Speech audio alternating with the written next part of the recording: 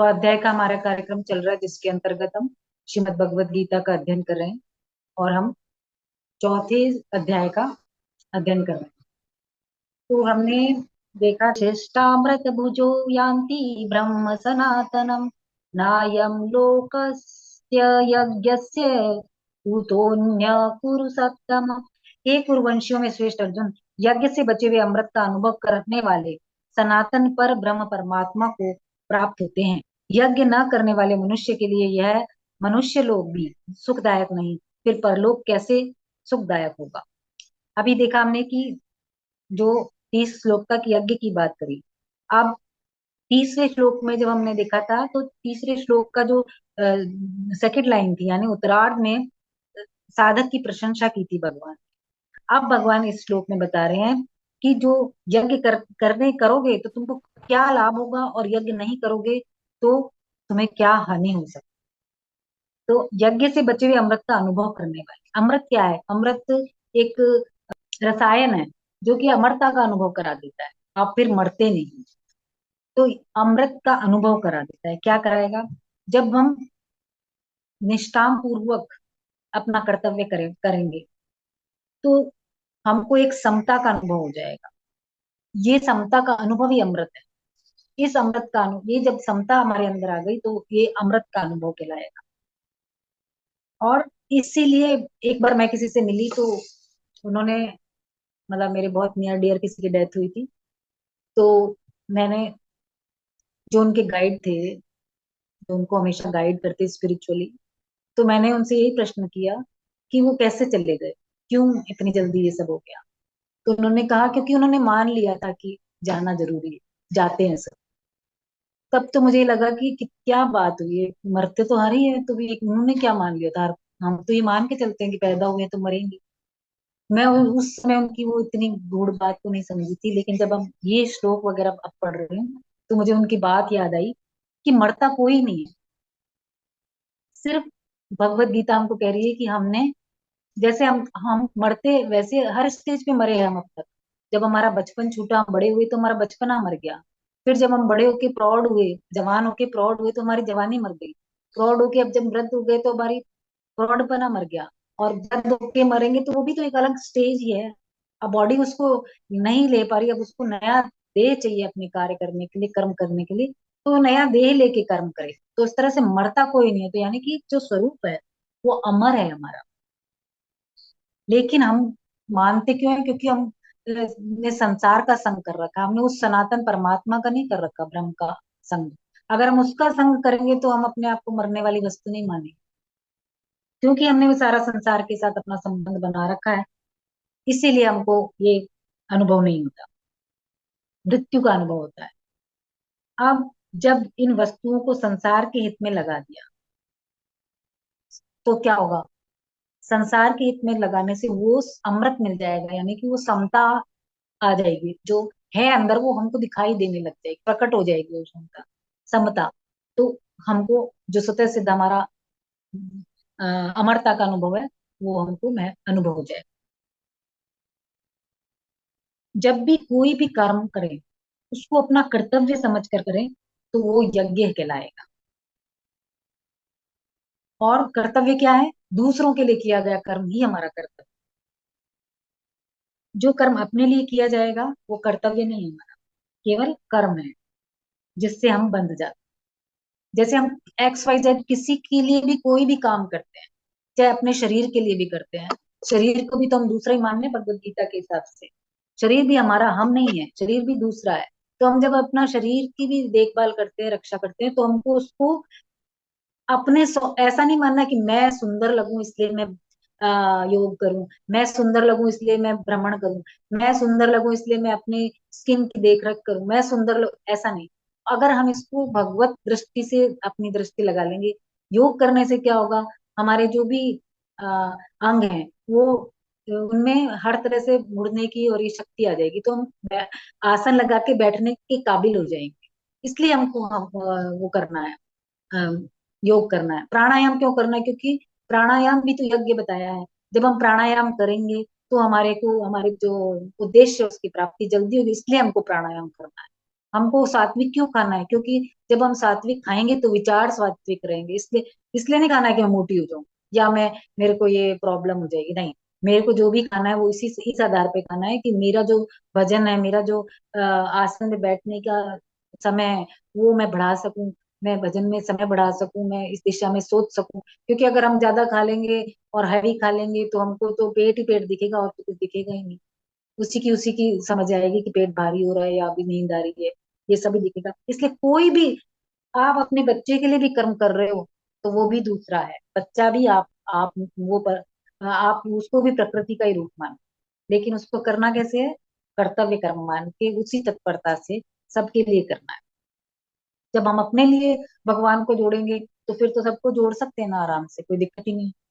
तो इस तरह से हम फिर वो कर्तव्य जो भी कर्म हमारा होगा बंधेगा नहीं। जैसे शुरुआती दिनों में जब ऐसे होता है, ये सुनते सब भगवान को अर्पण करो, तो ये लगता था कि अगर हम स्वाध्याय कर रहे हैं या हम कोई माला फेर रहे हैं, वो कैसे भगवत अर्पण करते नहीं तो हमारा उद्धार कैसे होगा अगर हम वो भी भगवत अर्पण करें। तो धीरे धीरे जैसे जैसे आपका क्लियरिटी आती है अपने विचारों की, तो आपको लगता है कि हाँ, ये भी मुझे अर्पण करना है, मैं मेरे लिए कुछ नहीं करना। जब मैंने सब कुछ अर्पण कर दिया, जैसे कोई बच्चा है कमाता है, वो आके अगर पूरी कमाई अपने पेरेंट्स को दे देता है, तो उसको कितने भी चाहिए, वो पेरेंट्स का काम है। वो कहेगा पापा इतने पैसे दो, मम्मी इतने पैसे दो। तो मम्मी पापा के पास क्योंकि उसकी जमा पूंजी है तो देंगे ना, बिना मांगे भी देंगे कि बेटे को आज ये चाहिए, देखो इसके ये चीज नहीं है इसके पास, तू ये ले। फोर्स करेंगे कि तू ले। तो इस तरह से ये जो भी हम उनको अर्पण करते हैं वो एक तरह से हमारा स्टोरेज है, कि हम वो अपना समय देख के हमको उसमें से वस्तु देंगे। खो अभी हमको शुरुआत इस तरह से करनी चाहिए, फिर तो हमको ये ख्याल भी हटाना पड़ेगा। लेकिन एक बार लगने के लिए हमारे ये विचार हम काम में ले सकते हैं। तो इस तरह से भगवान कह रहे हैं कि यज्ञ से बचे हुए अमृत का अनुभव करने वाले सनातन पर परमात्मा को प्राप्त हो जाते हैं। अब यज्ञ न करने वाले क्या होगा? यज्ञ न करने वाले मनुष्य के लिए यह मनुष्य लोग भी सुखदायक नहीं है।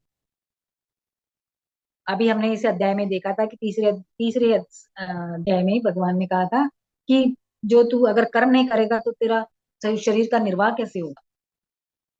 ऐसे यहाँ कह रहे हैं कि तू यज्ञ नहीं करेगा तो इस लोक में कैसे रहेगा, ये लोक ही तेरे लिए सुखदायक नहीं रहेगा। केवल हम कितने लोगों को हम पसंद करते हैं जो सिर्फ अपना अपना सोच के काम करते हैं? नहीं करते हम पसंद। और उसके लिए कितनी अच्छी वाइब्रेशन निकलती है, नहीं निकलती। तो दूसरों के लिए कर्म करने वाले के साथ हमको एक वो लगता है कि यार ये ऐसे कैसे कर पाता है, हमको भी ऐसा करना चाहिए। हमको एक इंस्पिरेशन मिलती है, हम हमारे वाइब्रेशन उसके प्रति बढ़िया हो जाते हैं। तो उसके जीवन में शांति है इस कर्म को करके, तो उसके वाइब्रेशंस जब हमको मिलते हैं तो हमको भी एक शांति का अनुभव होता है। तो केवल स्वार्थ भाव से कर्म करेंगे तो संघर्ष उत्पन्न होगा। किस किस को क्लियर करोगे? वो तो बोलेगा ही, जो बोलेगा कौन? अपने कर्तव्य का पालन ना करने से घर में भी परेशानी हो जाती है ना, कि भाई आप कुछ भी काम नहीं करते। ऐसा कोई किसी को पसंद नहीं करता, घर के मेंबर्स में भी जो कुछ ना करे। इसी तरह से संसार में भी किसी उसको पसंद नहीं किया जा सकता जो सिर्फ अपने अपने स्वार्थ के लिए काम करता है। आगे देखें। एवं बहुविधा यज्ञा वितता ब्रह्मणो मुखे कर्मजान विद्धिता तान सर्वान एवं ज्ञात्वा विमोक्ष्यसे।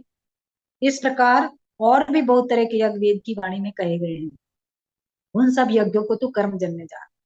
तो इस प्रकार जानकर यज्ञ करने से तू मुक्त हो। अब जो हमारे वेद है उनमें हर तरह के यज्ञों का वर्णन है विस्तार से।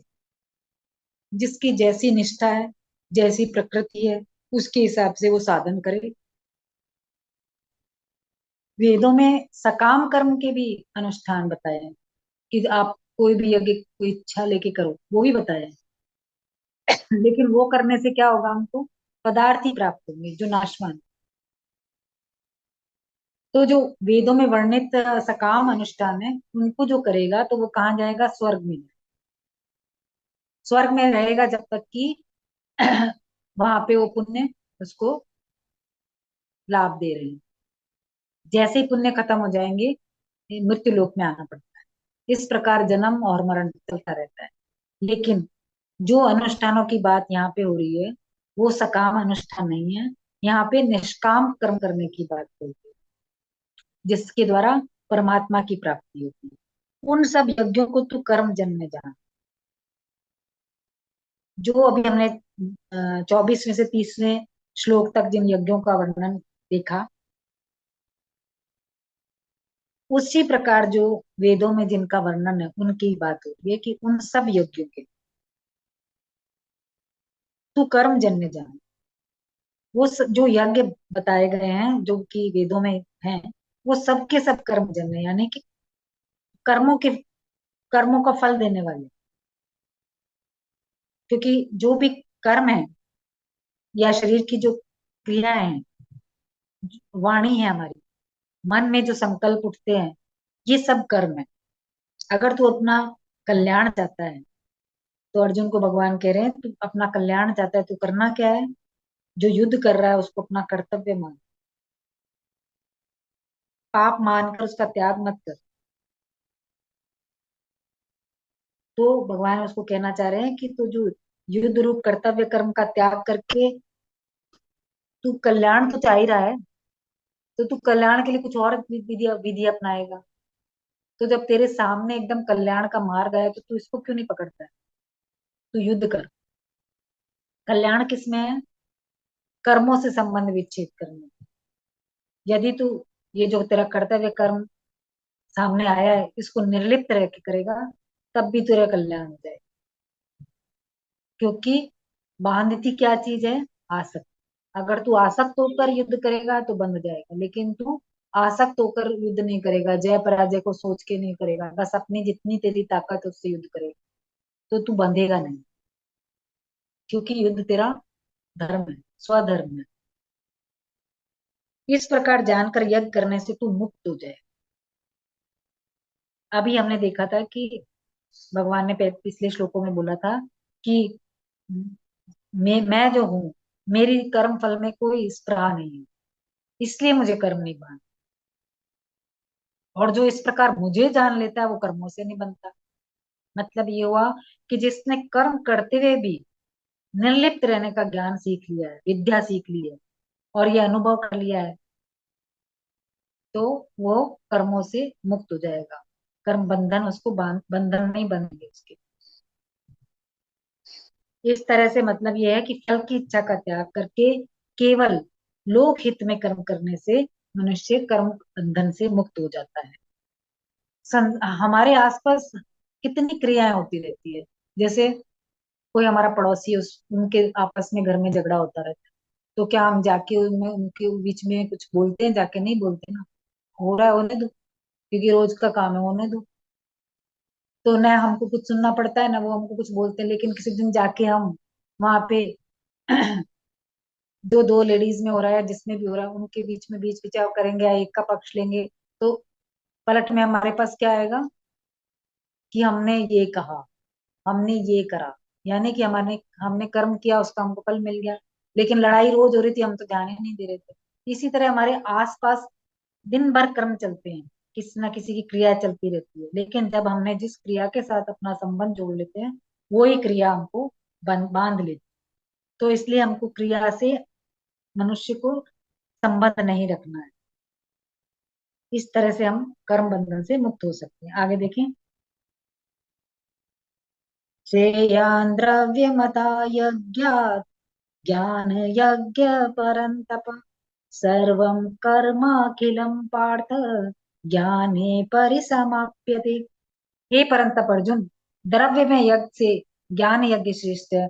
संपूर्ण कर्म और पदार्थ ज्ञान में समाप्त हो जाते हैं। अभी इतने सारे यज्ञ बता दिए, तो अब एक नॉर्मल सा जिज्ञासा उत्पन्न होती है कि भाई एक बता दो कौन सा सर्वश्रेष्ठ है। तो भगवान कह रहे हैं कि द्रव्य में यज्ञ से ज्ञान यज्ञ श्रेष्ठ है। जिन यज्ञों में कर्मों की आवश्यकता होती है, वो कहलाते हैं द्रव्य में यज्ञ। जिनमें द्रव्य मतलब पैसा, पैसा की या कर्म की आवश्यकता होती है, उसको द्रव्य में यज्ञ। ऐसे द्रव्य में यज्ञ से ज्ञान यज्ञ श्रेष्ठ है। क्यों? क्योंकि इसमें न तो द्रव्य की आवश्यकता है, ना कर्म की आवश्यकता। फिर कह रहे संपूर्ण कर्म और पदार्थ ज्ञान में समाप्त हो जाए। जब तक मनुष्य अपने लिए कर्म करता है तब तक उसका संबंध क्रिया से और पदार्थ से रहता है, और जब तक ये संबंध बना रहेगा तब तक जो हमारा अंतःकरण है उसमें अशुद्धि आती रहती। इसीलिए अपने लिए कर्म ना करने से अंतःकरण शुद्ध होता है। अब अंतःकरण में क्या गंदगी आ गई भाई, क्या गंदा हो गया? तो एक तो होता है अंतःकरण में हमारे संचित पाप, जिसको कि मल के रूप में गंदगी माना जाता है। फिर होता है हमारा जो चित्त है वो शांत नहीं रहता, चंचल है। एक इसको भी, इस विक्षेप को भी दोष माना गया अंतःकरण। और एक है हमारा अज्ञान, ये हमारे अंतःकरण को मैला करते हैं। तो अपने लिए जब हम कोई भी कर्म नहीं करेंगे, सारे कर्म संसार के लिए होंगे, संसार की सेवा के लिए होंगे, तो जो साधक है उसके अंतःकरण से जो पाप है, संचित पाप जो हमारे हैं, और चित्त की चंचलता जो है ये खत्म हो जाए। फिर वो क्या करेगा, अब उसको एक एक ही आवरण हटाना है, अज्ञान वाला आवरण। ये आवरण हटाने के लिए वो क्या करेगा, गुरु के पास जाता है, और कर्मों का स्वरूप से त्याग करके गुरु के पास जाएगा तो ऊंचा उठ जाता है कर्म से और पदार्थ से। अब कर्म और पदार्थ उसके लक्ष्य नहीं रहे, लक्ष्य क्या बन गया, सिर्फ वो चिन्मय तत्व, वो परमात्मा। यही संपूर्ण कर्मों और पदार्थों का तत्व ज्ञान में समाप्त हो जाता है। आगे देखें।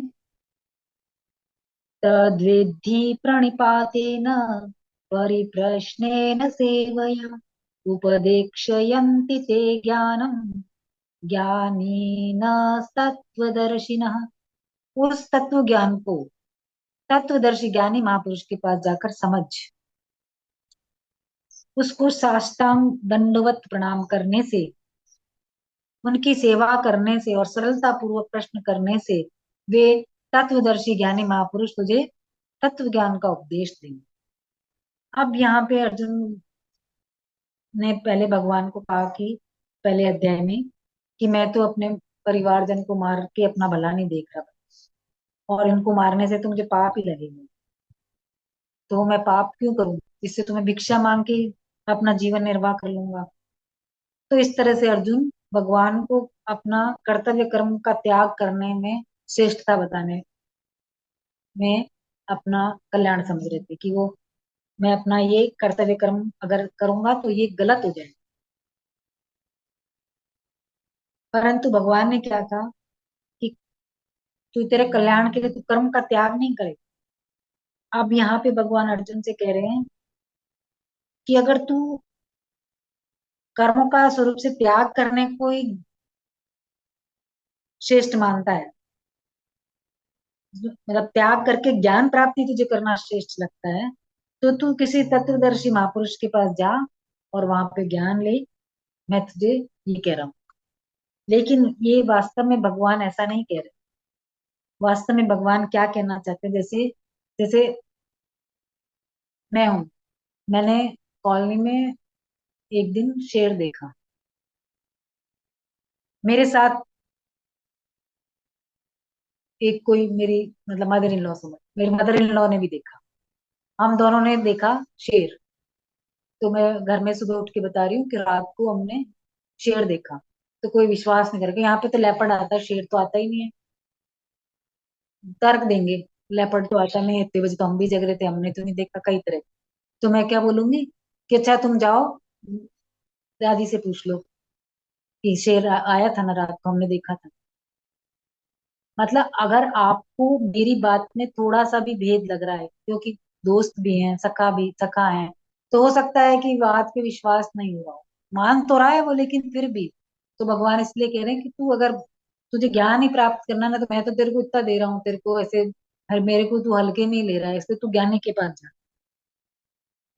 और तू वहां पे अपने कल्याण की जो तेरी इच्छा है, तो तू वहां पे जा, उनके पास जा, और जाकर अपना कल्याण का मार्ग पूछ। अब क्योंकि ये ज्ञान प्राप्त करने की पद्धति है, प्रणाली है, कि क्या करना है, साष्टांग दंडवत प्रणाम करना है। दंडवत मतलब, दंड मतलब डंडा होता है, डंडे की तरह एकदम सीधा। साष्टांग मतलब जो 8 अंगों से प्रणाम किया जाता है, अष्ट अंग प्रणाम, जिसमें अपना माथा, हाथ पैर, हृदय, आंख, जांघ, वचन और मन, ये 8 चीज को हम भगवान के अर्पण करते हैं।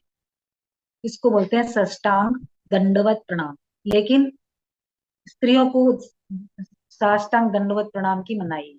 उनको अपना जो ये माथा रख सकते हैं, हाथ पैर सब रख सकते हैं, लेकिन अपना हृदय वाला पोर्शन और अपना ये नाभि वाला, ये जमीन पे टच नहीं करना है।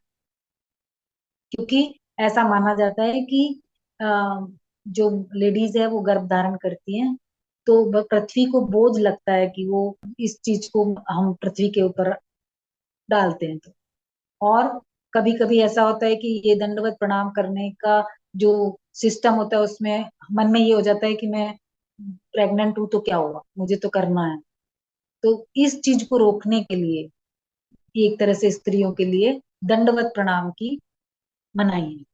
बाकी कोई इसमें मेल फीमेल का वो नहीं है, एक शारीरिक संरचना के कारण उसके लिए मनाही है। तो भगवान कह रहे हैं कि तू जा, साष्टांग दंडवत प्रणाम कर, यानी कि तू अपना अर्पण कर, सब कुछ जो तेरे पास है, वस्तु और शरीर जो है तेरे पास, उसको अर्पण कर। और फिर उनकी सेवा कर। उनकी सेवा करने से, सेवा कर मतलब, सेवा का मतलब होता है कि वो कुछ भी तेरे को बोलते हैं, तेरे को कभी कभी गुरु शिष्य की जो ये जो अंदर की जितनी भी मैंपन को हटाने के लिए बहुत कठोर हो जाते हैं उनपे, और उनको न बोलने वाले शब्दों का इस्तेमाल, उनको टेस्ट करते हैं कि देखें इसमें भी कितना बाकी है अंदर। लेकिन गुरु की सेवा करनी, बस ये ध्यान रखना है कि उस गुरु को कहने का मौका ना मिले कि अभी पानी पीना है। आपको ये समझ आ जाना चाहिए कि आपको अभी गुरु को भी पानी पीना होगा। एक स्टोरी है इसमें कि एक गुरु शिष्य थे, जो शिष्य थे वो अंधे थे, लेकिन वो गुरु के सेवा, वो पूरे टाइम ध्रुव गुरु के निकट खड़े रहते थे एकदम।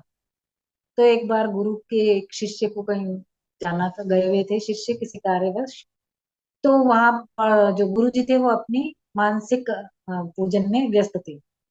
अब वो अंधा है गुरु का चेला, लेकिन उसको पता है कि गुरु जी क्या कर रहे हैं। अभी अभी गुरु जी मानसिक सेवा कर रहे हैं, तो मानसिक सेवा गुरु जी कर रहे हैं।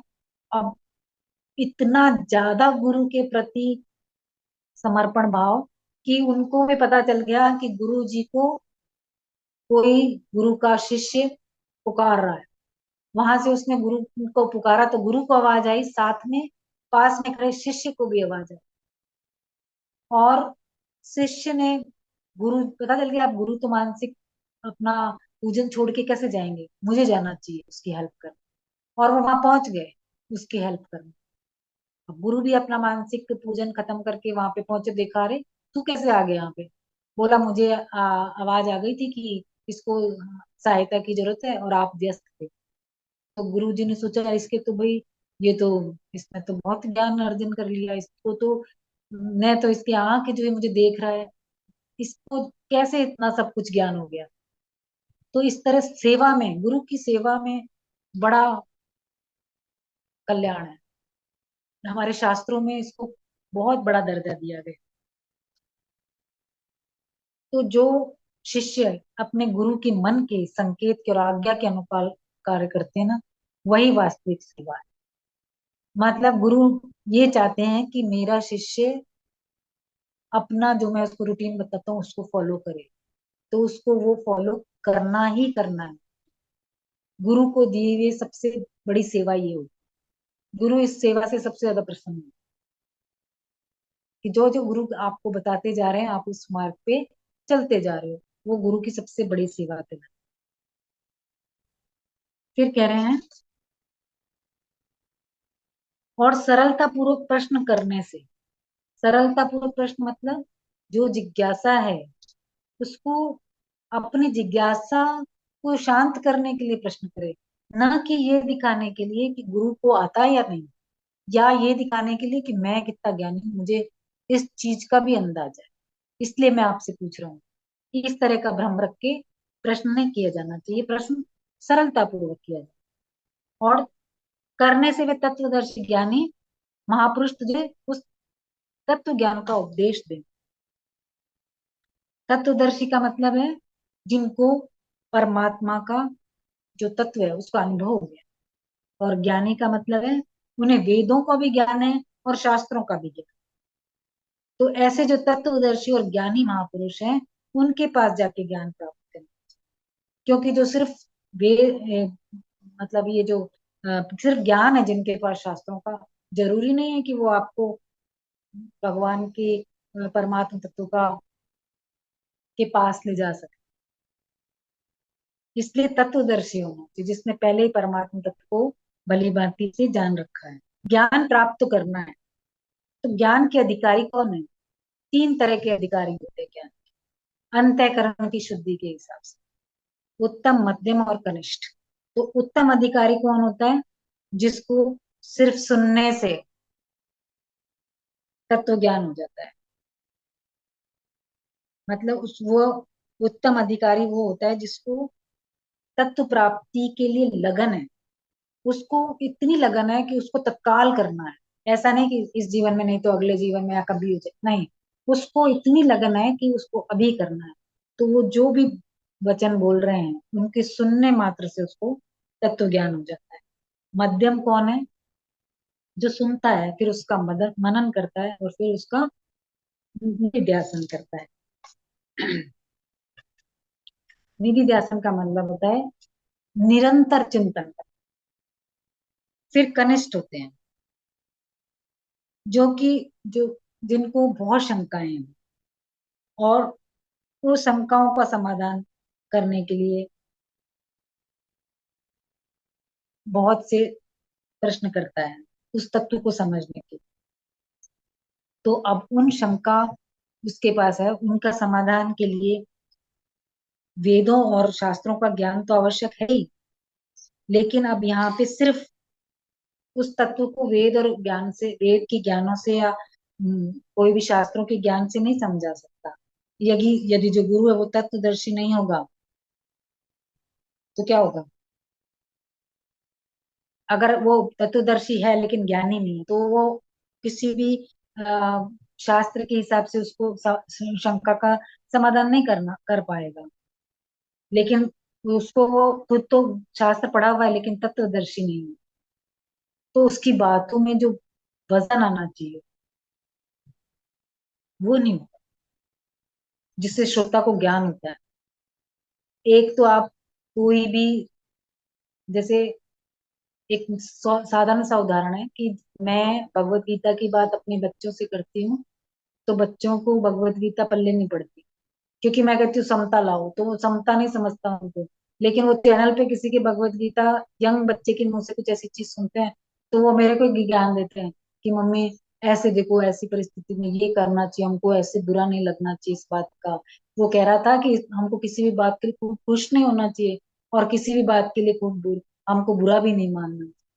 तो मैंने कहा मैं तुमको यही बात तो कह रही हूँ, क्योंकि मैं उनकी लैंग्वेज में नहीं बोल पाती, तो उनको मेरी बात समझ में नहीं आती। इसी तरह से जो तत्वदर्शी ज्ञानी होगा उसके अपना एक ऑरा होता है, अपना एक एक एक शब्द में उसके वजन होता है। तो उसकी बात जो उसके सामने बैठे हैं वो उनको भीतर तक जाती है। फिर कह रहे हैं तुझे उस तत्व ज्ञान का उपदेश दे। जब तू दंडवत प्रणाम करेगा, सेवा करेगा, सरलता पूर्वक प्रश्न करेगा, तो तुझे उपदेश देंगे। इसका मतलब ये कदापि ना लें कि जो भी तत्वदर्शी है उसको अपनी मान बढ़ाई चाहिए, उसको सेवक चाहिए कोई, इसलिए तब वो सेवा का हमको देगा, सेवा लेगा और फिर हमको देगा ये ज्ञान। ऐसा नहीं है। कि जब अगर साधक है वो, तो उसमें क्या होना चाहिए? सरलता। जब सरलता रहे जाएगा। अगर जाल बिछाए कोई तो कैसे अंदर को जा पाएगा? उसकी बातें ही नहीं जा पाएगी। इसलिए सरलता होना। और सेवा का मतलब है अब मैं और मेरा नहीं है। जब मैं मेरा रहेगा तब सेवा नहीं होती। मैं मेरा खत्म होकर के जाएंगे तो उस ये जो कचरा है वो अलग हो गया है, उसके बाद हम गए हैं तो हमको जल्दी ज्ञान प्राप्त होगा। लेकिन हम क्या कितने बड़े तत्वज्ञानी के पास चले जाएं, सिर्फ ज्ञान लेने से कुछ नहीं होगा। हाँ, उनके ऑरा से हमें को जल्दी उन्नति हो सकती है, लेकिन उसकी परमात्मा तत्व की प्राप्ति हो जाएगी ये जरूरी नहीं। आगे देखिए। यज्ञात्वा न पुनर्मोहम् एवं यास्यसि पांडव येन भूतान्यशेषेण द्रक्ष्यस्यात्मन्यथो मयि। जिस तत्व ज्ञान का अनुभव करने के बाद तू फिर इस प्रकार मोह को प्राप्त नहीं होगा। और हे अर्जुन, जिस तत्व ज्ञान से तू संपूर्ण प्राणियों को निशेष भाव से पहले अपने में और उसके बाद में मुझ सच्चिदानंद घन परमात्मा में देखेगा। तो अभी हमने देखा कि पिछले वाले श्लोक में भगवान ने कहा है कि तू तत्व ज्ञानी के पास जा, वो तेरे को उपदेश दी। तो हमने ये भी देखा कि सुनने मात्र से नहीं होता, वास्तव में कोई भी हमारे को बोध न करा सकता है, न हम तब तक अपने आप को उस श्रेणी में नहीं लाके खड़ा करते जिनको परमात्मा तत्व प्राप्त होता है, तब तक प्राप्त हो सकता है। एक हमारे आगे पर्दा, एक भगवान ने अपना खुद का पर्दा लगाता है। जब तक ये दोनों पर्दे नहीं हटते हैं तब तक हमको वो परमात्मा तत्व की प्राप्ति नहीं। हमारा पर्दा क्या है? समता हमारे अंदर में सबसे बड़ा पर्दा ये। जब हम अपना पर्दा हटाएंगे तो भगवान को अपना पर्दा हटाते देर नहीं लगेगी। अब आगे के जो 3 श्लोक हैं उसमें भगवान तत्व ज्ञान का महात्म्य बता। पहली बात बोल रहे हैं भगवान कि तत्व ज्ञान का जब अनुभव करेगा तो तुझे मोह नहीं होगा। क्योंकि अभी अर्जुन को पहले अध्याय में अर्जुन अपना मोह प्रकट करता है कि युद्ध में जो सभी कुटुंबी और सगे संबंधी मर जाएंगे तो उन्हें पिंड और जल कौन देगा। और पिंड और जल नहीं मिलने से नरकों से नरकों में गिर जाएंगे। और जो जीवित भी रह जाएंगे उनकी स्त्रियां बर्बाद, बच्चे बर्बाद हो जाएंगे, वो कैसे जीवन निर्वाह कर। इस तरह का अर्जुन के मोह प्रकट हुआ। जिनको तत्व ज्ञान हो जाता है इस तरह की बात, मोह की बात वो नहीं कर सकते। क्योंकि बोध होने पर संसार से मैं और मेरापन नहीं रहता। बोध जो होता है वो स्वयं के द्वारा स्वयं को होता है। और ये तब होता है जब हम अपने जड़ और चेतन का भेद जान लेते हैं और विवेक को महत्व देने लगते हैं। जो हमारा विवेक है वही तो हमारे को भेद कराता है जड़ और चेतन का। तो उससे हमारा जो अविवेक है वो मिट जाता है। और ये जो विवेक है ये ही बोध में परिणत हो जाता है और हमारे को जड़ता से संबंध विच्छेद करा देता है। फिर कह रहे हैं कि और हे अर्जुन, जिस तत्व ज्ञान से तू संपूर्ण प्राणियों को निशेष भाव से पहले अपने में। तत्व ज्ञान जैसे अनुभव होता है तो ये अब इंडिविजुअल जो खुद की सत्ता, ऐसे लगता है कि सारा ब्रह्मांड मेरे अंदर है। ये अनुभव होने लग जाता है, एक लार्जनेस का अनुभव होता है कि मैं बहुत विशाल हो गया हूँ और ये तो सारी चीजें ये मेरे में ही समाई हुई है। जैसे हम सपना देखते हैं तो अपने अंदर ही सब कुछ देख रहे हैं ना, इसी तरह संपूर्ण प्राणियों को, संपूर्ण जगत को अपने में ही देखता है। फिर कह रहे हैं और बाद में तुम उस सच्चिदानंद घन परमात्मा को देखे। कि अभी हमने देखा कि तत्व ज्ञान प्राप्त करने की प्रणाली है कि गुरु के पास जा और प्राप्त कर ज्ञान। तो जब विधि पूर्वक तत्व ज्ञान प्राप्त करने से सबसे पहले संपूर्ण प्राणियों को देखता है अपने स्वरूप में। फिर क्या देखेगा? स्वरूप को और संपूर्ण प्राणियों को परमात्मा में देखेगा। तो इस तरह से क्या हुआ कि जो स्वरूप है या जितने भी प्राणी है और परमात्मा है वो एक हो गए। अब कुछ नहीं बचा, सिर्फ परमात्मा बच गया। क्योंकि सब कुछ तो परमात्मा में आ गया। पहले तो मुझ में दिखाई दिया, अब परमात्मा में दिख रहा है, यानी कुछ शेष बचा ही नहीं। सिर्फ परमात्मा ही परमात्मा। यानी कि अब ट्रायंगल खत्म हो गया, सिर्फ एक एंगल रह गया। ब्रह्म, मैं भी ब्रह्म, वो भी ब्रह्म, सब हम ब्रह्म ब्रह्म। इस तरह से सब कुछ खत्म हो गया। तो इसी को भगवान कह रहे हैं कि वो सबको मेरे में देखता है। और उसके बाद वो सच्चिदानंद घन परमात्मा में ही देखेगा। जैसे इसका एक एग्जाम्पल है कि अगर हम एक समुद्र के किनारे जाते हैं तो हमको लगता है कि समुद्र में लहरें उठ रही हैं। हम एक साधारण सी भाषा है कि हम बोलते हैं समुद्र में लहरें उठ रही हैं, उठ रही है और लीन हो रही है, उठ रही है और लीन हो रही है, मतलब लहर उठती दिखती है और वापस पानी में मिल जाती। इस तरह से हमको लहर दिखती है। लेकिन सूक्ष्म दृष्टि से क्या होता है कि लहर क्या है? जो सागर का पानी है वो लहर है? लहर तो कुछ भी नहीं है। पानी पानी तो है, पानी की सत्ता है, जल की सत्ता है, लहर की क्या सत्ता है? वो तो बन रही है, मिट रही है। इसी तरह से जो ये संसार रूप समुद्र है, उसमें हम सब लहरें हैं, शरीर रूपी लहरें हैं, जो संसार में उत्पन्न होते हैं, संसार में नष्ट होते हैं। लेकिन और हमारी कोई स्वतंत्र सत्ता नहीं है, सत्ता सिर्फ परमात्मा की। क्योंकि परमात्मा का तो न शरीर है न संसार है, ये इतना विशाल है। और हमारा हमने प्रकृति के साथ संबंध बना के इस संसार सीमित कर लिया है और शरीर को भी सीमित कर लिया है। तो संसार और शरीरों को नहीं देखकर सिर्फ परमात्मा को देखना, ये यथार्थ दृष्टि कहलाती है। आगे देखें। अपि चेदसि पापेभ्य सर्वेभ्य पापकृत्तमः सर्वं ज्ञानप्लवेनैव वृजिनं सन्तरिष्यसि। अगर तू सब पापियों से भी अधिक पापी है तो भी ज्ञान रूपी नौका के द्वारा निसंदेह संपूर्ण पाप समुद्र से अच्छी तरह से तर जाएगा। अगर तू संपूर्ण, तू सभी सब पापियों से भी अधिक पापी है, यानी कि कौन सी डिग्री का पापी है? Superlative degree. कि एक कोई पाप, एक थोड़ा पाप करने वाला होता है, एक थोड़ा ज्यादा, और एक होता है कि तेरे पाप तो इतने बढ़ गए कि तेरे से बड़ा पापी कोई है ही नहीं।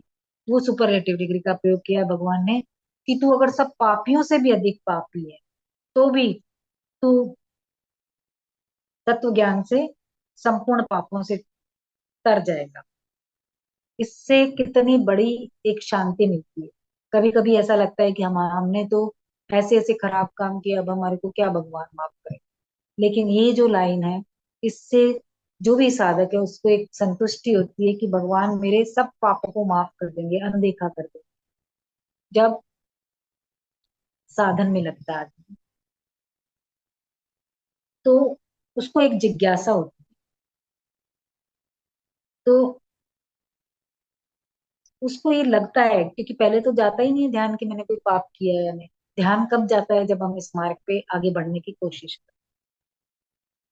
तो उसको एक निराशा होती है कि अब मेरा कुछ नहीं हो सकता। तो इसके भगवान कह रहे हैं कि पापी से पापी मनुष्य भी चाहे तो इस जन्म में अपना कल्याण कर सकता है। यानी कि अभी के अभी अगर पाप छोड़ दे और ये निश्चय कर ले कि मैं पाप नहीं करूंगा और केवल तत्व ज्ञान प्राप्त करूंगा, तो उसके पापों का नाश होते देर नहीं लगती। जैसे हम छोटे बच्चे थे, आप छोटी क्लास में जब पढ़ते थे, तो मेरे अनुभव में ये आया कि मेरे साथ बहुत सारे जो बच्चे थे उनसे मैं बहुत टाइम बाद मिली, तो मैं देख रही हूँ कि वो बच्चे जो क्लास में नहीं पढ़ने के कारण डांट खाते थे, क्लास से बाहर खड़ा होना पड़ता था, मतलब उनको फेल टाइप होते थे, वो बच्चे डॉक्टर हैं। मैं स्पेसिफिकली बोल रही हूँ डॉक्टर है, क्योंकि मैंने ये अनुभव किया है, मेरे फ्रेंड जो कि ऐसा था, वो डॉक्टर है। तो जब उसको समझ में आया कि मुझे पढ़ाई करनी है, उसने पढ़ाई करी और वो डॉक्टर बन गया। तो ये साधारण सी जिंदगी में हमने इतना अनुभव किया।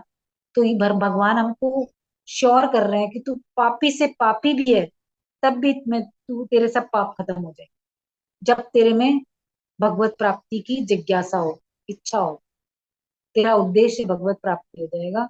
तो उसी समय तेरे सारे पाप पुराने खत्म हो जाए। नया पाप मत करना।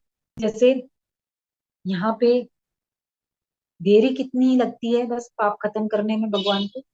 जैसे एक अंधेरे कमरे में दिया जलाया, जैसे ही दिया जलाया, दो दो क्रिया तो है ही नहीं, दिया जलाना और अंधेरा खत्म होना एक ही क्रिया है, दिया जलाते ही खत्म। इसी तरह से जैसे ज्ञान मिला, वैसे ही अंधकार खत्म। परमात्म तत्व की प्राप्ति, ये एक साथ होती है। अब नौका क्या है? परमात्मा के साथ जो हमारा संबंध है वो स्वतः सिद्ध है। ये जो ज्ञान है, ये ज्ञान हमारी नौका का काम करता है।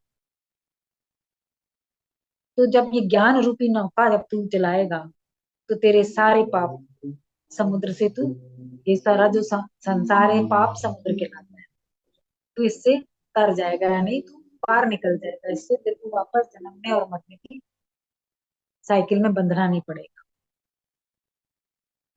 आगे देखिए। यथैधांसि समिद्धोऽग्निः भस्मसात् कुरुते अर्जुन, ज्ञानाग्नि सर्वकर्माणि भस्मसात् कुरुते तथा।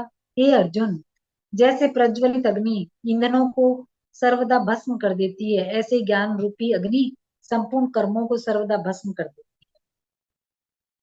अभी पिछले श्लोक में भगवान ने नौका किसको बताया? ज्ञान को। तो ज्ञान रूपी जब तू नौका चलाएगा, तो पाप रूपी समुद्र से तर जाएगा। अब पाप रूपी समुद्र से तर तो जाएगा, लेकिन बचा तो है समुद्र पाप रूपी। तो भगवान कह रहे हैं कि बात सुन, कि जैसे अग्नि पूरे ईंधन को नष्ट कर देती है, जैसे हमने अग्नि जलाई है लकड़ी की, जैसे अग्नि जलाई लकड़ी में, तो पूरा लकड़ी को जला देती है अग्नि, तो उसका कोई अवशेष नहीं बचता कि यहाँ पे ये लकड़ी थी। ऐसे ही ज्ञान रूप अग्नि है, वो पापों को भस्म कर देती है, उसका कोई अंश शेष नहीं रहता। ऐसे ही ज्ञान रूपी अग्नि संपूर्ण कर्मों को भी सर्वदा भस्म कर।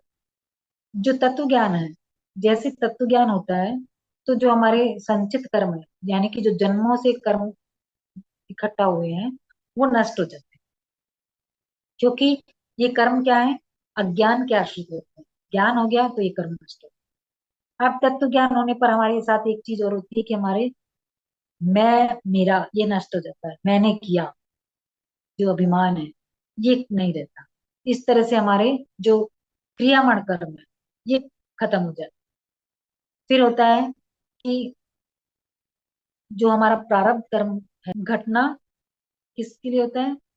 जैसे हमारा अनुकूल परिस्थितियां, प्रतिकूल परिस्थिति है, ये तब तक ही रह दिखाई देती है जब तक हमारे को ज्ञान नहीं होता। तो जब हम वो तत्व ज्ञान हो जाएगा, तो हमारे को अनुकूल और प्रतिकूल परिस्थिति का कोई फर्क ही नहीं पड़ेगा।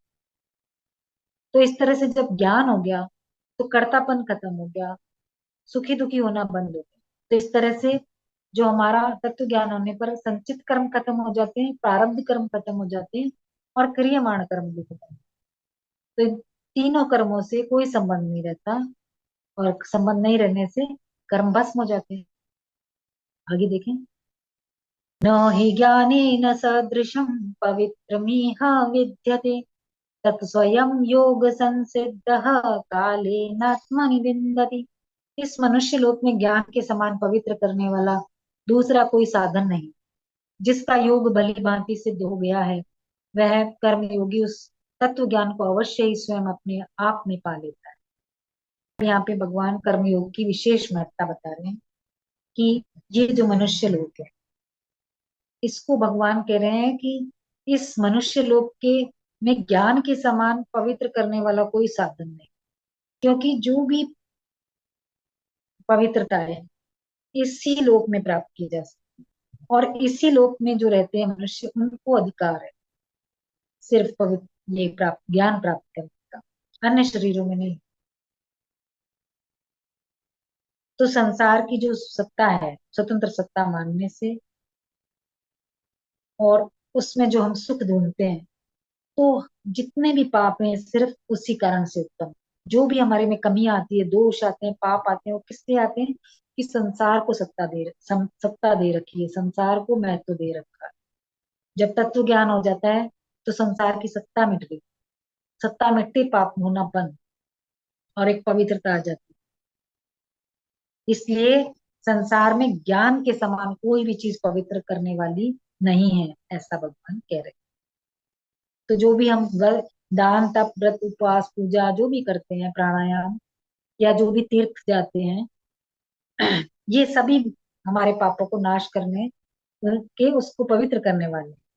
लेकिन तत्व ज्ञान प्राप्त कराने की क्षमता नहीं।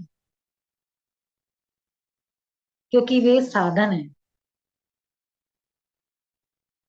और तत्व ज्ञान उनका, हमारे का उद्देश्य है तत्व ज्ञान प्राप्त।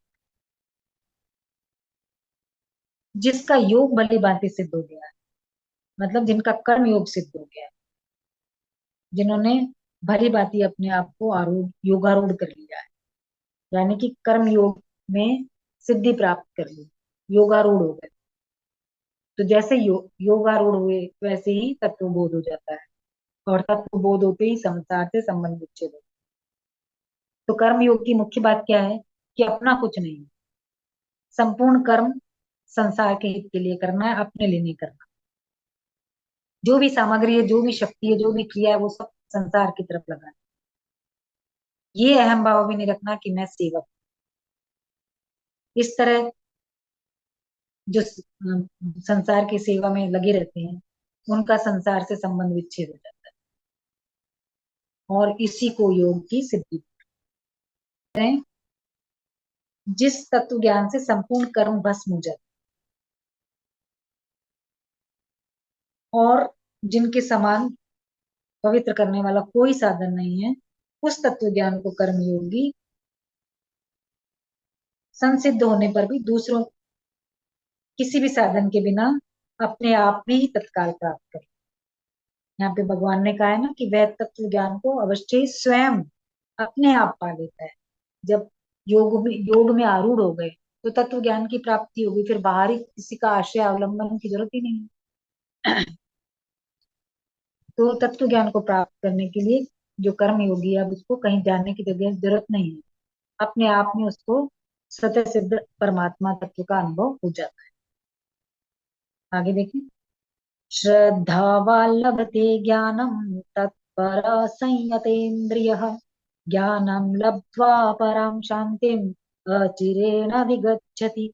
जो जितेंद्रिय तथा साधन परायण है, ऐसा श्रद्धावान मनुष्य ज्ञान को प्राप्त होता है, और ज्ञान को प्राप्त होकर वह तत्काल परम शांति को प्राप्त हो जाता है। अब कौन प्राप्त हो जाता है ज्ञान को, परम शांति को प्राप्त तत्काल? जो कि जितेंद्रिय है, जिसने इंद्रियों को वश में किया हुआ है, और साधन परायण है, मतलब अपने साधन में तत्परता पूर्वक लगा हुआ है। अगर इंद्रियों को संयम नहीं किया है तो विषयों की तरफ जाता है, और उससे साधन साधन जो करना है उसमें कमी आ जाती है। इसलिए जितेंद्रिय होना बहुत जरूरी है, यानी कि इंद्रियों को वश में करना बहुत जरूरी है। तो जो जितेंद्रिय है और साधन परायण, ऐसा श्रद्धावान, श्रद्धावान किसको कहेंगे? किसी में आदर पूर्वक विश्वास होना श्रद्धा के नाम।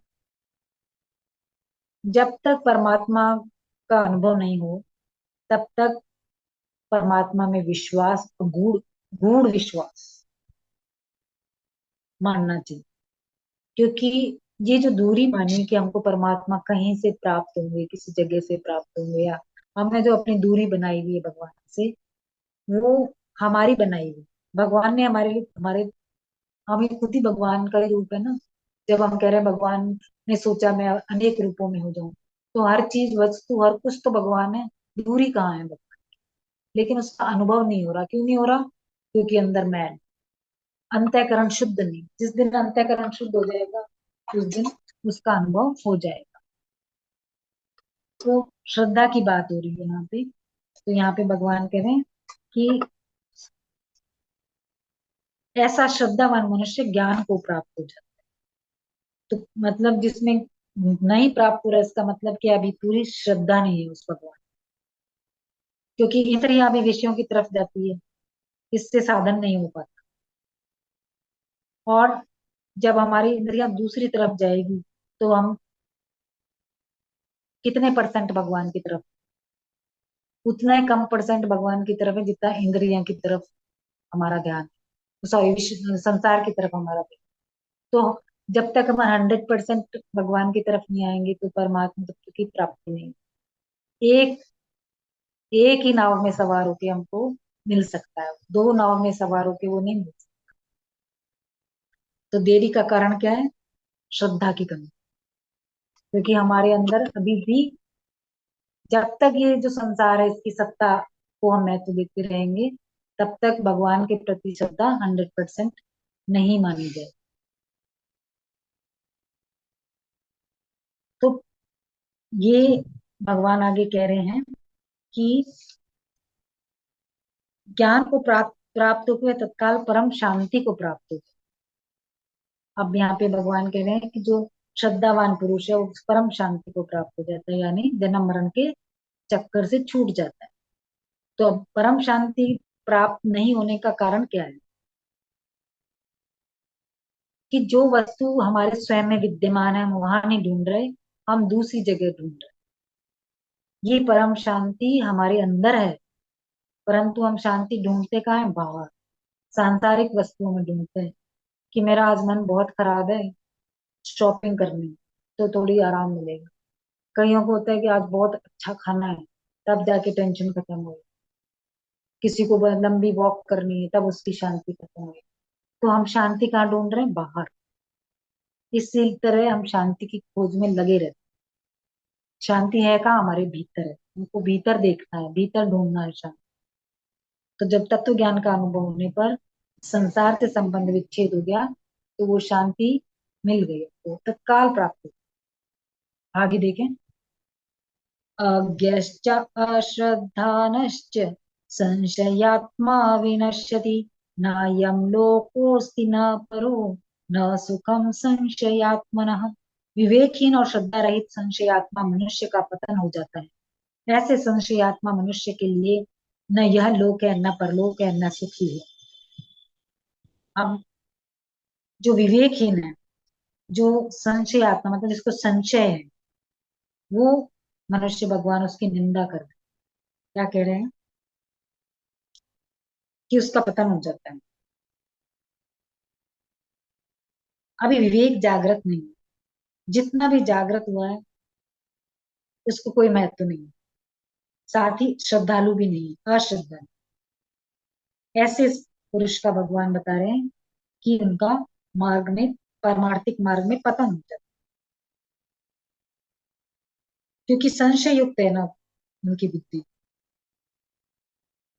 इस बुद्धि से वो दूसरों की बात को आदर नहीं कर सकता। अगर दूसरे की बात को हम आदर नहीं करेंगे तो हम समझेंगे कैसी चीज को? नहीं समझ सकते, तो हमारी संशय दूर नहीं हो सकती। और संशय दूर हुए बिना उन्नति नहीं होती। ये ऐसे ही है जैसे हम कोई भी स्टैंडर्ड में पढ़ाई कर रहे हैं और हमको किसी भी सवाल पे, किसी भी क्वेश्चन पे कुछ डिफिकल्टी आ रही है समझने में, तो जब तक हम उसको समझेंगे नहीं, हम आगे के टॉपिक्स को कैसे पढ़ पाएंगे? तो हर लेवल पे जो संशय आता है उस संशय को मिटाना बहुत जरूरी। संशय के मिटने से अगले स्टेप पे अपने आप कदम चला जाए। तो जो जो सच्चा साधक होता है वो प्रश्न बड़े से बड़ा प्रश्न भी वो ऐसी सादगी से करता है कि गुरु को लगता नहीं कि यह हमसे करता। तो प्रश्नकर्ता का बड़ा इंपॉर्टेंट रोल होता है कि वो अपने संशय को किस तरह से, किस भाषा में मिटाता है। और संशय किस बात का रहता है? कि ये ठीक है या नहीं, ये चीज सही है या नहीं। इस तरह का उनको हमेशा संशय रहता है। संशय कब रहता है? जब हमको कोई सब्जेक्ट समझ में आधा आता है, तब हमको संशय रहता है। और जब पूरा समझ में आ गया, जब तो संशय खत्म ही हो जाता है। तो संशय रहता कब है? जब अधूरा ज्ञान होता है। तो अज्ञानी तो संसार में कोई है ही नहीं। कोई भी अज्ञानी नहीं। किसी को अज्ञानी का मतलब यही है कि उसको परसेंटेज ऑफ ज्ञान कम। बिना ज्ञान के तो कोई भी नहीं। इसलिए संशय होना इतना बुरा नहीं है, बल्कि का उस संशय को जब हम क्लियर नहीं करते वो बुरा है। ये हमारे लिए हानिकारक हो सकता है। क्योंकि जैसा हम, हमारे को कोई कंफ्यूजन हुआ और हमने अपने आप एक डिसीजन ले लिया कि ये ठीक है, तो फिर हो सकता है कि हम उसके ऊपर नेक्स्ट जो स्टेप रख रहे हैं वो हमारा गलत बैठ जाए, जो हमारे पारमार्थिक मार्ग में टोटल हमारा द्वार ही बंद कर। क्योंकि हम, जैसे कई लोग बोलते हैं कि जैसे डिस्कस कोई से किसी से बात करते हैं, पढ़े लिखे, जो पढ़े लिखे सो कॉल्ड डिग्री होल्डर से बात करते हैं, तो वो ये कहते हैं कौन भगवान होगा, हम तो नहीं मानते। अरे मत मानो, तुम्हारे नहीं मानने से क्या होगा? इतनी जल्दी तुमने कंक्लूजन दे दिया कि हम भगवान को नहीं मानते, कोई नहीं होता है तो ढूंढ ले, ढकोस लिया है तुमने, इसे ऐसे करते हो ऐसे करते हो, कई तरह की बात कह देते। अरे भाई, तुमने जिस सब्जेक्ट की पढ़ाई पढ़ी है इतने साल, फिर तुम इस कंक्लूजन पे पहुंचे हो कि हाँ ये सब्जेक्ट कुछ है, ये कहता है ये, तुमने दूसरे सब्जेक्ट को पढ़ा ही नहीं और बिना पढ़े रिजेक्ट कर दिया कि ये तो बेकार। 11 साल 10 साल उसमें भी तो लगाओ, फिर बताओ कि कौन सा अच्छा है कौन सा बुरा है। नहीं, पहले से ही, क्योंकि वो पढ़ रखा है, उसको तो पढ़ा ही नहीं। जैसे एलोपैथी वाले के आगे आयुर्वेद की बात करो, एलोपैथी डॉक्टर जो होता है वो सिरे से नकार देता है आयुर्वेद, नहीं ये सब बेकार चीज है। तो इस तरह से आपको अपने संशय मिटाने चाहिए, आपको जानना चाहिए कि सच्चाई क्या है, फिर आपको जजमेंट देना चाहिए। अब जज, कोर्ट में कोई केस चल रहा है, जज दोनों की बात ना सुन के एक ही बात को सुन के बोले भाई अब तू ही सही है, तू तेरी बात एकदम स्टोरी एकदम सही लग रही है, तो ऐसे जजमेंट थोड़ी देता है। वो दोनों की बात सुनता है ना, कि भाई जो बोल रहा है कि मैंने ये नहीं किया वो क्या कह रहा है, और जो ये बोल रहा है कि इसने किया वो क्या कह रहा है, दोनों की बात सुन के वो कंक्लूजन करे। तो इस तरह से खोज करनी चाहिए। साधक का लक्षण है वो खोज का है, खोज करता है। कोई भी बात को ऐसे सत्य नहीं मान लेता है या गलत नहीं मान, क्योंकि इस तरह की जो भावनाएं होती है हमारी ग्रोथ को रोक देती है। फिर भगवान कह रहे हैं ऐसे संशयात्मक मनुष्य के लिए न यह लोक है न परलोक, और न सुख ही है। इस मतलब है कि जो हमारे भीतर संशय है, संशय है, और न हमारी बुद्धि इतनी विवेकवती है, न हम दूसरों की बात ही सुन रहे हैं, इसलिए पतन हो जाता है। फिर बोल रहे हैं कि उसका न तो इस लोक में और न परलोक में उसको सुख है।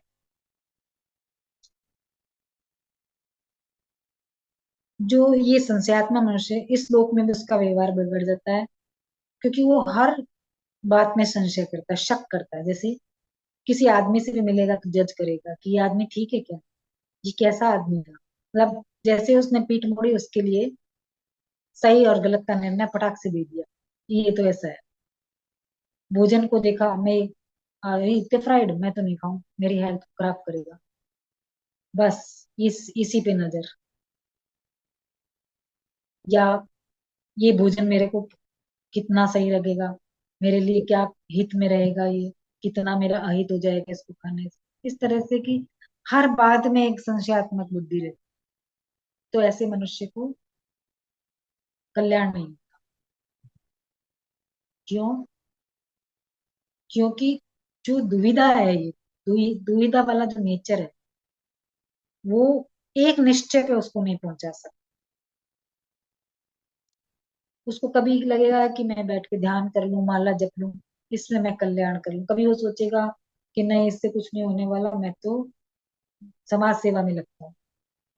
तो कंफ्यूजन हर जगह। इसलिए जो अपनी जो भी संशय है उसको अवश्य मिटाना चाहिए, अपनी बुद्धि में विवेक को जागृत करके, विवेक को बढ़ा के, और श्रद्धा के द्वारा। जब हम, जैसे अभी शुरू जब हम करते हैं अपने इस मार्ग को, तो हमको इच्छा होती है कि हम अलग अलग शास्त्र पढ़ें। अलग अलग शास्त्र जब हम पढ़ते हैं तो हमारे को एक बार कंफ्यूजन होता है, फिर जब हम उनको अच्छे से देखते हैं तो हमको ये समझ में आता है कि शास्त्र क्या कहना चाहते हैं। तो हमारी जो संशय है वो खत्म हो, या किसी ज्ञानी पुरुष के सानिध्य में रहें और उससे उसके वचन सुने, इससे हमारी जो बुद्धि है वो विवेकवती होगी। उसके प्रति जब हम श्रद्धा बढ़ाएंगे, तो श्रद्धा बढ़ाने से हमारे प्रश्नों के उत्तर हमको मिलेंगे। और कई बार जब हमारी विशेष किसी की चीज के प्रति श्रद्धा होती है तो हमारे संशय भी अपने आप में, जैसे कई लोग बोलते हैं कि जैसे हम ये शास्त्र पढ़ते हैं तो पहले तो हम जिज्ञासावश पढ़ते हैं, फिर जिज्ञासा वश पढ़ते हैं कि शास्त्र क्या कह रहा है। एक बार को हमको उसको ज्यादा समझ नहीं आता, लेकिन जितनी बार हम शास्त्र को पढ़ेंगे वो हमारे अलग अलग संशय को मिटाता जाएगा। जैसे अभी हमने पिछली बार भगवत गीता पढ़ी, वो अलग माइंड के फेज में पढ़ी, मतलब हमारा अलग स्टेट ऑफ माइंड। अब हम पढ़ रहे हैं तो इस बीच में जो हमारा गैप आया है, अब हमारा माइंड का जो स्टेट है वो अलग है। और अब हम दोबारा जब इसको अलग दोबारा इसका अध्ययन करेंगे एक बार और, तो हमारे को और प्रश्न होंगे लाइफ के जो हमको समझ में आएंगे कि अच्छा ये काम मुझे ऐसे करना चाहिए। जब हमने फर्स्ट बार पढ़ी थी तो हमारे आगे अलग क्वेश्चन थे, अब हम जब दूसरी बार पढ़ रहे हैं तो हमारे अलग क्वेश्चन है, लेकिन अब हम तीसरी बार पढ़ेंगे तो हमारे लिए अलग क्वेश्चन होंगे, और क्वेश्चन का स्टैंडर्ड भगवत मार्केट में आगे बढ़ाएगा। इस तरह का क्वेश्चन हो जाएंगे हमारे, इस तरह की समझ हो जाए। तो शास्त्र खुद हमारे संशयों को दूर करते हैं जब हम उनमें श्रद्धा और निष्ठा के साथ उनको पढ़ते हैं। आगे देखें। योग संन्यस्त कर्माणम ज्ञान संचिन्न संशयम आत्मवंतम न कर्माणि निबधन्ति धनंजय। हे धनंजय, योग के द्वारा जिसका संपूर्ण कर्मों से संबंध विच्छेद हो गया है और ज्ञान के द्वारा जिसके संपूर्ण संशयों का नाश हो गया है, ऐसे स्वरूप परायण मनुष्य को कर्म नहीं बांधते। अब पिछले सारा भगवान ने ज्ञान अर्जुन को दे दिया, अर्जुन के माध्यम से हमें दे रहे। तो हमने अभी सब कुछ पढ़ लिया कि भगवान ने क्या क्या कहा। तो अब भगवान, जैसे हम कोई भी बात लिखते हैं, ऐसे वगैरह लिखते हैं, तो लास्ट में कंक्लूजन डालते हैं ना कि इस, वैसा ही ये कंक्लूजन है। भगवान ने कह दिया कि योग मतलब समता, समता आ गई जिसमें, जिसने कर्म योग के द्वारा समता को प्राप्त कर लिया है तो उसका संपूर्ण कर्मों से संबंध विच्छेद हो गया, ये बात हम समझ गए। और ज्ञान को के द्वारा उसके संपूर्ण संशय, मतलब जो भी उसका कंफ्यूजन था वो ज्ञान के द्वारा खत्म हो गया। तो ऐसे स्वरूप परायण मनुष्य को कर्म, मतलब जो परमात्मा की तरफ ही लगा हुआ है सिर्फ, उसको कर्म नहीं बन। आगे देखें। तस्माद ज्ञान संभूतम हृस्थम ज्ञानासीनात्मनः चित्तवैनम संशयम योगम आतिष्ठोतिष्ठ भारत। इसलिए हे भरतवंशी अर्जुन, हृदय में स्थित इस अज्ञान से उत्पन्न अपने संशय का ज्ञान रूप तलवार से छेदन करके योग में स्थित हो जा और युद्ध के लिए खड़ा हो जा। अब यहाँ पे भगवान कह रहे हैं अज्ञान से उत्पन्न अपने संशय का तू ज्ञान रूपी तलवार से छेदन कर। जो भी तेरे अंदर अज्ञान से जो संशय उठे हैं उनका तू ज्ञान के द्वारा खत्म कर ले।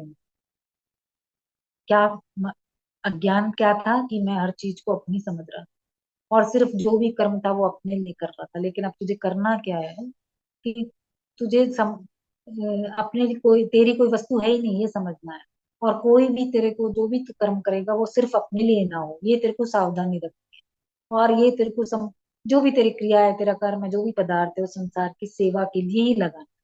तो तू इस अज्ञान जो तेरे में उत्पन्न हो गया है उसको खत्म कर और समता में स्थित हो जाए, यानी हार और जीत, यश और अपयश सब में तू सम रहे और अपना कर्तव्य कर्म कर। अभी अर्जुन क्योंकि युद्ध कर रहे हैं, इसलिए अर्जुन के माध्यम से भगवान अर्जुन को बोल रहे हैं युद्ध कर, और हमको कह रहे हैं युद्ध मतलब कर्तव्य कर, तू अपना कर्तव्य कर्म कर। तो इस तरह से ओम तत्सदिति श्रीमद् भगवद गीतासु उपनिषत्सु ब्रह्म विद्यायाम योग शास्त्रे श्री कृष्णार्जुन संवादे ज्ञान कर्म संन्यास योगो नाम चतुर्थोऽध्यायः। ओम पूर्णमद पूर्णमिदं पूर्णात् पूर्णमुदच्यते पूर्णस्य पूर्णमादाय पूर्णमेवावशिष्यते। ओम शांति शांति शांति।